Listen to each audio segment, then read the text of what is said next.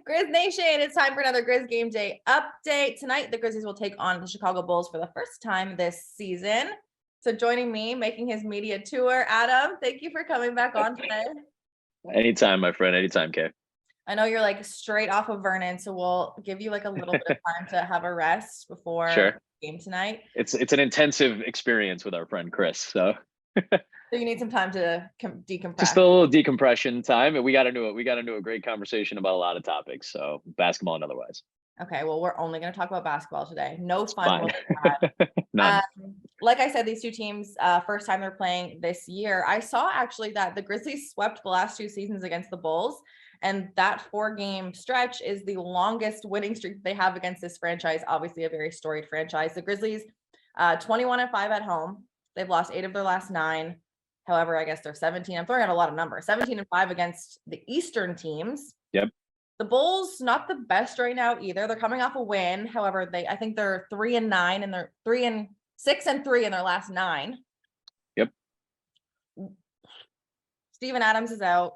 Lonzo's out. Caruso's out. Javonte Green's out. Or Caruso's day-to-day, I guess, right?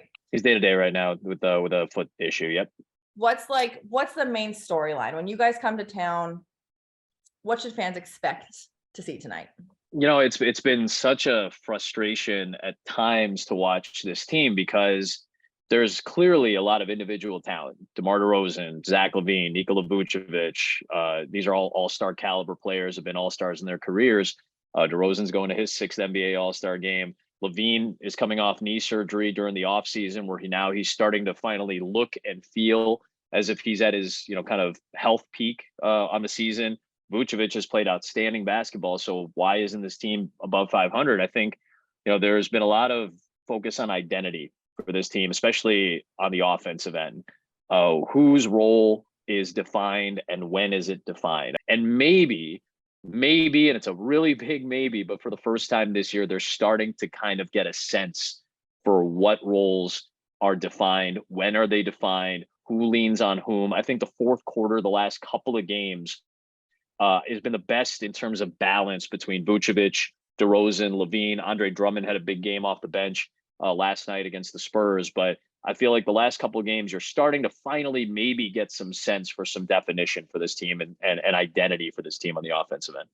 So it's interesting that you bring that up too, because I look at DeMar DeRozan, I look at Zach LaVine, both, like you said, all-star guys. Mm-hmm. Dylan Brooks is coming back off of a suspension in the last game. He's the guy who will guard the best player on the other team. Who does he guard?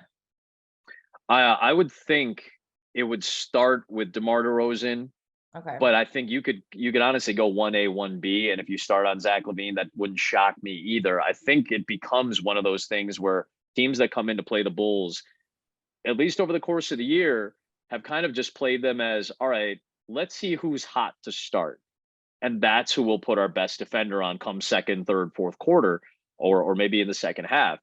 I think part of the reason they played a little bit better as of late is because they have ridden the hot hand and then have decided, all right, let's get more guys involved. Because I think this team had a tendency to just say, all right, well, I guess it's Zach LaVine's night and it's going to be 4 quarters of Zach LaVine. They need to know when it's their time, and they need to know, all right, how do I adjust if somebody else is hot, if somebody else is having a good night? So I think that's where the Bulls are at right now. We're talking about those two guard-ish guys. Let's talk about the big man, though, because with Steven Adams out, he's one of the best offensive rebounders in the league. That's the reason the Grizzlies lead the league in offensive rebound, second chance points. And now, surprisingly, this actually, you're going to have to explain this to me, too. The Grizzlies are second in rebounding altogether in the league. The Bulls are 20th, so bottom 10 in the league. But they've got Vucevic and they've got Andre Drummond. You just look at the game last night. 12 and 15 these guys pulled down. Like, what is just not clicking when you have two, like, I know Andre comes off the bench, but he's in the history of the NBA one of the best rebounders. One of the best. He thinks he's the best rebounder. He said it, but like, yes, yeah, exactly. What's not clicking, and how can they kind of take advantage of Steven Adams not being in today? Yeah, I think the biggest thing is, part of the reason too is they've been fairly efficient. Guys like DeRozan and LaVine and Vucevic have had very efficient games, so that helps when there aren't missed shots. That you don't have to worry about it as much. Obviously, it's an obvious thing to say, but the question that you pose is more important. Like, without Steven Adams in there, you Mhm. have to be able to contest. And I think that's what's been probably the biggest factor in this team being better on the glass, because earlier in the year they were really struggling on Mhm. the glass, and like you're going to have to contend with Jaren Jackson. You have to get this guy out of the paint in whatever in capacity that you can, and that counts for both ends. It's obviously one of the elite shot blockers in the NBA, and he's got, yes, very swatty, as he's been known. But like, you got to get him out. You got to get bodies out of the paint. And I think when this team has focused on those things, and obviously when Drummond has been more in the rotation as of late, he'd been out of the rotation for a little while. This team is going small for a handful of games. And their efficiency numbers on defense were pretty good, but they were getting killed on the glass. There were games earlier this year where their defensive rebounding, which was really good last year, was atrocious. Teams like the Knicks and the Heat were just banging away on the offensive glass, getting second chance points at a consistent basis. And gosh, if Steven Adams is playing in this game, I don't know who contends with him. As good as Vucevic has been, I mean, you would probably have to split both he and Drummond together, not at the same time, but you'd have to use both guys against a player like Steven Adams. And I think more importantly is his screen setting. This is a top 3 Memphis team in the NBA in screen assists per game. The screens that lead directly to points. And Adams is the biggest part of that. They had some trouble with Jakob Poeltl last night. He was a really, really good screen setter. And the Bulls have had a lot of struggles without Lonzo Ball, and the last couple of games without Alex Caruso trying to fight through screens. I give a lot of credit to guys like Kobe White, Patrick Williams. They've worked really, Ayo Dosunmu. They've worked really hard on the defensive end to try to get through some of these screens. So, I know it was more of a question about rebounding, but it really felt like a question that revolves around Steven Adams, because he is such a factor in this league and so underappreciated at times. I know in Memphis, you guys love him, and rightfully so. I think he's around the league truly underappreciated for what he does and what he brings to the table on the periphery. I will say this: if the Grizzlies can get off to a good start, they have the potential to win this game. I know the Bulls are like first in the league in first quarter field goal Yeah. percentage. The Grizzlies have gotten themselves into holes in their last few losses and just haven't been able to claw their way back out. Earlier in the season, they were the best fourth quarter scoring team. Right now, fourth quarter is where they're struggling. So I will say for the Grizzlies, a good first quarter will get them off to potential wins. Now, if you're looking for the Bulls, if the Bulls do XYZ right, it could set them up for the win. What would it be?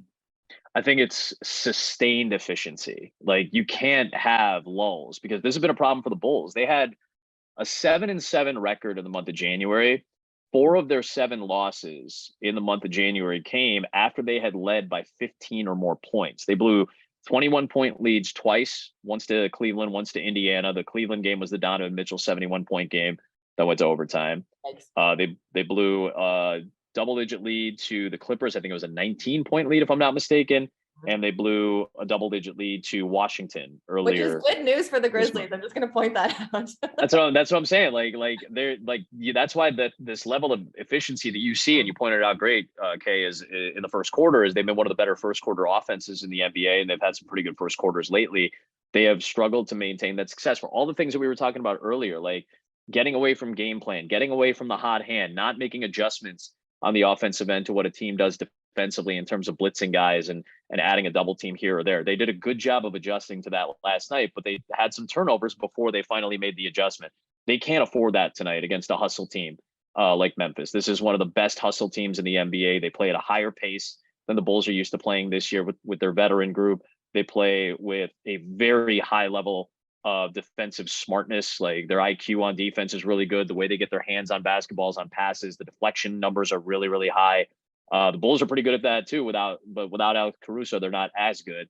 So I think some level of sustained success is only capable if you're efficient for 4 quarters. And the only way you're going to win a game against a team like Memphis is to be great for 48 minutes. And they haven't been great, like you said, Kay, for the last couple of years against Memphis. So I'm expecting a fun time tonight. I haven't been to the Grindhouse in a while. This is my first game at the Grindhouse for a Grizzlies game, actually, my first broadcast. Did a million Memphis Tiger games here, but my first time seeing Memphis in person in Memphis. I'm really excited. Oh, so we got to show out for you. We got to have everyone packing the stands. We won't get to whoop that trick because it's not like playoffsy, but hopefully you get the vibe of it. I was hoping for a segment there, but I understand that you saved that for the big one. So all appreciated, and very much looking forward to the atmosphere tonight.